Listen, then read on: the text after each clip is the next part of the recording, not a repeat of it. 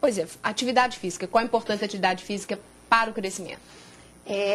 Completando, né, o que a Júnia falou em relação à questão do estresse, o hormônio de crescimento também é modulado pelo exercício. Então, é uma maneira de se estimular também através do exercício. E a questão da atividade física é bastante interessante, a gente vê muito em consultório. Às vezes os pais chegam ao consultório dizendo que quer que o filho faça uma atividade física, mas tem que ser especificamente aquela atividade física. Por exemplo, a natação. É muito comum a gente receber, não, eu preciso que essa criança faça a natação e tem que ser essa natação. É óbvio, existem algumas atividades físicas que têm um centro de gravidade onde eles ajudam um pouco mais a questão do crescimento. A natação é muito boa, o vôlei, o basquete, a criança pular é uma boa atividade física. Como existem algumas outras atividades físicas que têm um centro, como se fosse uma questão mais com um centro de gravidade diferente. Por exemplo, futebol. Futebol, a criança às vezes é um pouco mais atarracada. Então, são atividades físicas que às vezes ajudam um pouco mais no crescimento, mas não necessariamente só aquela. Isso é importante. Às vezes a criança não curte a natação, ela quer fazer um balé, que é uma ótima atividade física, ela vai ter um gasto aeróbico muito bom, ela vai crescer e ter saúde naquilo ali, e os pais estão no foco. Não, tem que ser a natação, tem que ser a natação. Se puder colocar numa atividade física que tem esse centro de gravidade melhor, ótimo. Agora, não tem que forçar a criança a fazer um esporte específico só porque, esse é o melhor esporte para crescimento. E às vezes fica até a impressão, coloca no vôlei ou no basquete porque ajuda a crescer. Né? E a criança fica com aquele foco, não, eu detesto o vôlei, mas eu preciso fazer porque e aí ela não curte e ela não se dedica à atividade física como ela deveria se dedicar. Doutora Júnia, há uma dúvida que às vezes a família traz em relação a se quem faz basquete alto porque foi fazer basquete, então o basquete fez ele crescer. Não tem essa relação. Na verdade, ou se quem ficou no basquete... esportes que, pela altura da cesta, evidentemente, só um indivíduo muito alto que pode fazer. Atualmente, aliás, praticamente só jockey que é pequeno e leve, porque hoje ginástica olímpica, porque os outros esportes, cada vez os indivíduos são maiores. E outra coisa que às vezes a família fica muito angustiada, principalmente famílias que são atletas, que em algum momento da vida quiseram ser atletas e não foram, e querem que o filho seja atleta. E querem que o filho entre num esquema de competição. A competição, qualquer esporte, não interessa qual, se você for fazer número de horas muito alto, você pode dar microfissura na cartilagem de conjugação e aquilo, em vez de ser um favorecedor de crescimento, ele pode ser um dificultador do crescimento. Então, a família tem que ter muito cuidado, porque aquilo que ela falou... Sem contar o estresse. Sem contar o estresse, fica tão ansiosa, porque quer, e coloca o menino e o menino... Às vezes você vê claramente que a curva da criança começa, a curva de velocidade de crescimento dele começa a cair, porque a criança, está bem lembrado pela Beatriz, o estresse acentua e fora o impacto. São situações em que o indivíduo está sendo colocado, uma criança precoce, muito novinha, treinando 6, 7 horas por dia. Nem o pessoal da China não está treinando assim para as Olimpíadas. Bom, vamos continuar daqui a pouco esse bate-papo. Você tocou num ponto que eu achei interessante, que é velocidade de crescimento. Eu quero falar nisso daqui a pouco. E mais uma vez, eu te convido a fazer parte desse programa. Mande a sua pergunta, mande o seu comentário. Nossos telefones são 3469-2531 ou 3469-2532. Participe também por e-mail. O endereço é saude@tvhorizonte.com.br. Esse sal já para o intervalo, mas é rapidinho. Voltamos já já.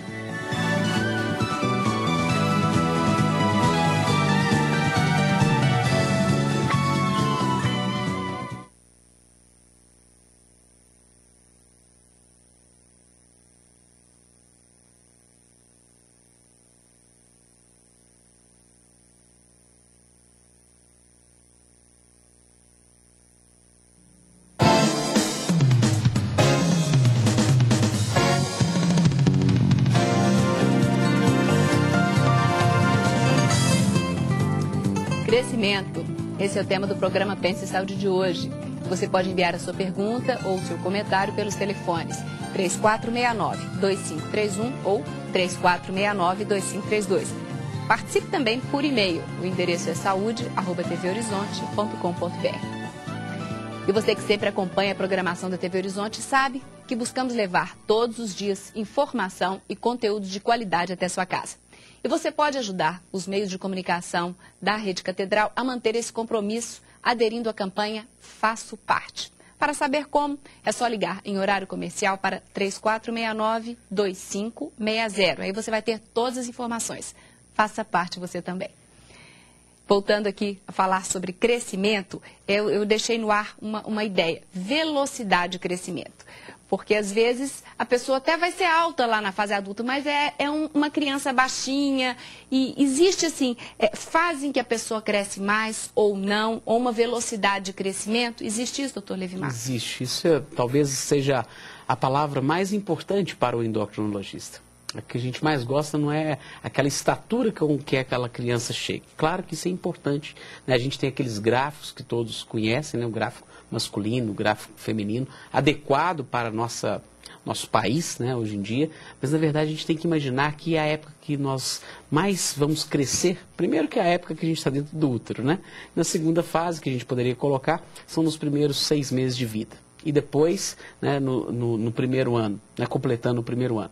Depois a gente vai ter uma fase que a gente chama de estirão, que é uma fase que a criança vai dar aquela espichada. Essa fase pode acontecer variando, né, entre os 7 anos e uma segunda fase que é na fase da puberdade. E é muito comum a gente confundir puberdade. É importante que a mamãe que está em casa nos assistindo perceba isso. A puberdade, na verdade, no homem e na mulher, ela começa com um odor nas axilas, que a gente chama de bromidrose. É um cheiro.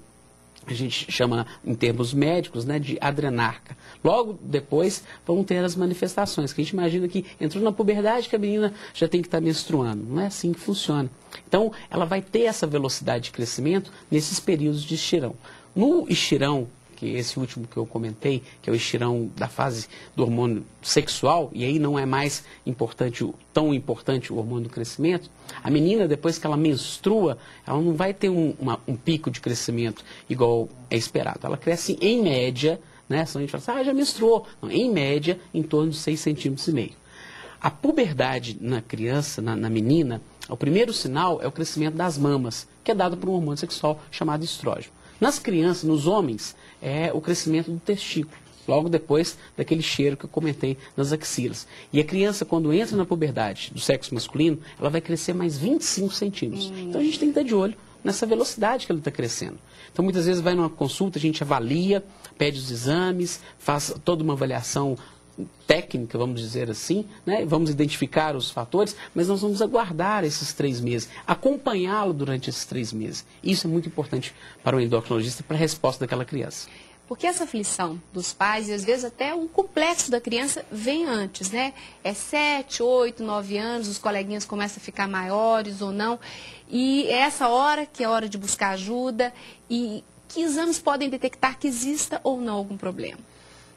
Eu acho que a hora de buscar ajuda é sempre quando alguém está incomodado, independente de ser a criança, de seus pais, se é uma criança muito pequenininha, porque você vai consultar um médico e vai ter a oportunidade de detectar ou não alguma alteração. Existem vários exames, né, que a gente consegue avaliar, não só a deficiência do hormônio de crescimento, que não é uma patologia muito comum. A questão, é muito comum a criança baixa, mas a deficiência do hormônio de crescimento não é uma patologia comum. Embora atualmente tenha se usado, inclusive já é liberado, inclusive pelos serviços de Anvisa e o que seja, a liberação do hormônio de crescimento já é feita para crianças que não têm a deficiência, mas aquela criança doente não é muito comum. Sim. E tem vários outros, hormônio de tireoide, a gente tem que checar, o Levimar fala muito bem, avaliação nutricional, às vezes é uma criança que está desnutrida, né? Não é apenas uma criança que não tem a questão do hormônio de crescimento. Então, avaliação metabólica, avaliar um nível glicêmico, descartar um diabetes. Então, tem uma gama de exames metabólicos e hormonais que devem e podem ser feitos. Um exame que é muito importante, talvez seja o exame mais importante para quem está fazendo avaliação de crescimento, é a idade óssea.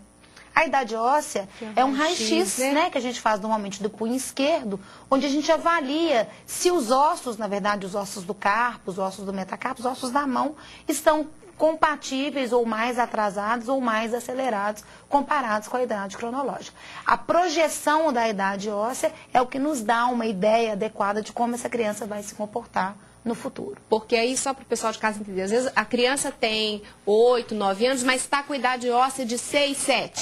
O que é, de uma certa forma, às vezes, alguma vantagem. Porque quer dizer que tem mais osso para desenvolver. Não é sempre. Existem algumas patologias que atrasam muito a idade óssea. Por isso tem que ser avaliado com o médico. Mas, normalmente, um pequeno atraso é benéfico. porque quer dizer que o osso ainda vai acompanhar o crescimento cronológico. Ela está falando